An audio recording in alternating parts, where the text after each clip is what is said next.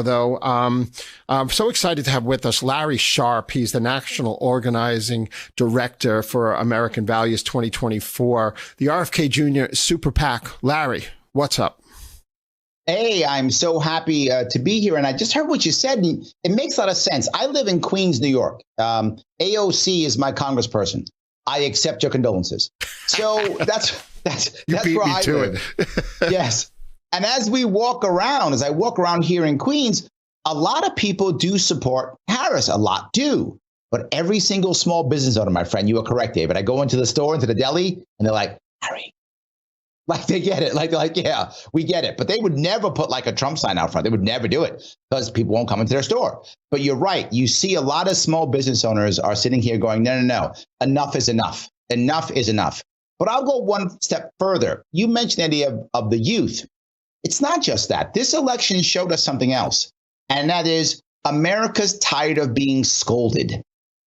Right? You've seen what the Democratic Party has become. And it's become a party of educated women, educated elites, people who look down upon us and call us garbage and call us deplorables and ignore the rest of the country and don't care and talk about grand things like democracy and such when people, to your earlier point, you can't pay your rent. What are you talking about? Right. And where I live in New York City, I don't have democracy. Democrats want everything. No, I have no democracy. I have to hope I get a good king or queen. That's what I got to hope. Yeah, my kids pay $4,000 to $5,000 a month in rent in New York City. They've been there for 10, 12 years. They can't get out. You're stuck. Yes. And they want to have kids. They're in their 30s, you know. My oldest has children, but she's in suburban New York. It's a little easier. So my oldest lives with me, my friend. My oldest can't move out. All right. She lives with me. I'm with you.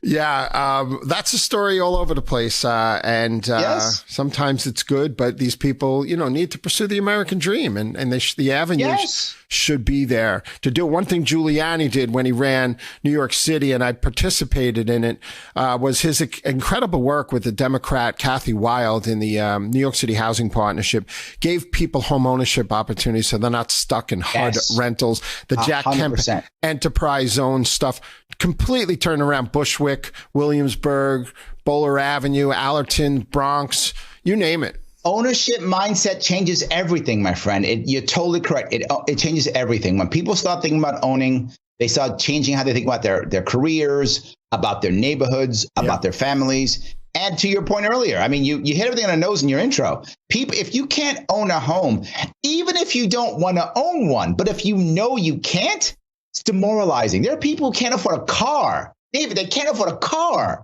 Yeah. I mean, it's demoralizing. That's a big deal. A lease is $700-800 a month, $900 on average. So it's extraordinary. Hopefully Trump will get those, deductions in place and other things. But let me go one step further here.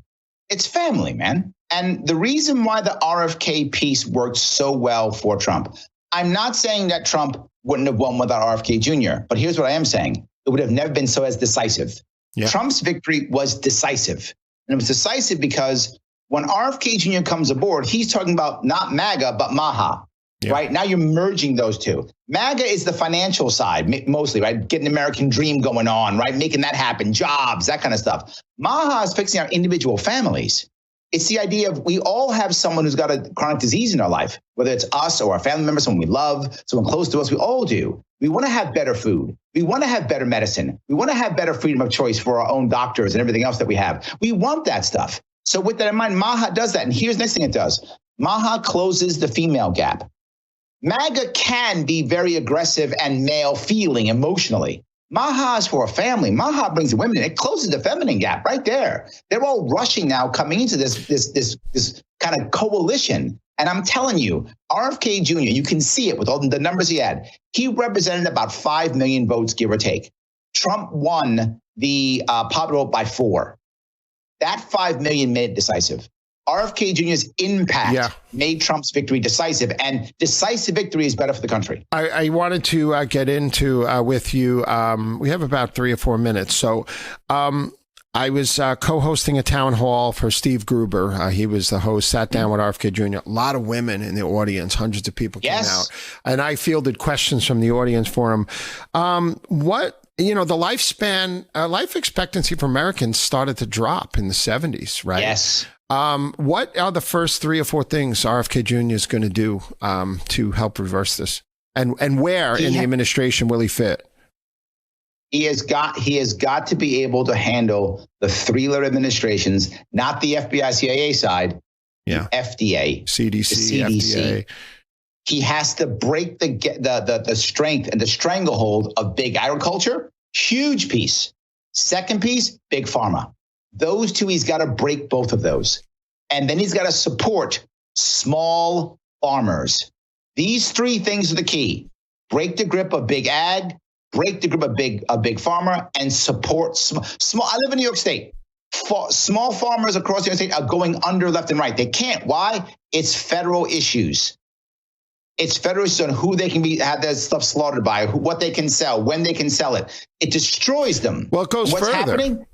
It goes further. The farmers can't buy diammonium phosphate and fertilizer. It's double. Yes. It's horrible. He has to fix those. You asked 3 things. Those are the 3. Breaking big ag, breaking big pharma, the connection between the 2, right? And government. And lastly, supporting small farmers. He does that. It will change the way we all eat, change the way we all drink, change the way we all feel. And we'll start having more freedom. Look, I'm not against people taking some type of medicine or drug they need to take. Please take what you want. But the problem is you're not giving any option. And they're pushing it down your throat because big ag or big pharma is telling them to. Not because your doctor actually is talking to you, because your doctor's stuck by a big insurance company pushing something on you.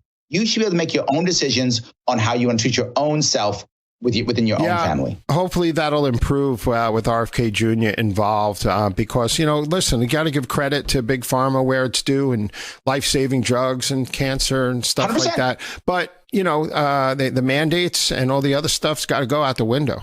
And absolutely. Yeah. Not just that, but just because the treatment works for your mom doesn't mean it works for my mom. Yeah. Just because it works for you doesn't mean it works for me, right? We should be able to go back and forth and be able to choose what's going to work right for us. That's the piece that he's talking about. He's not saying get rid of these things.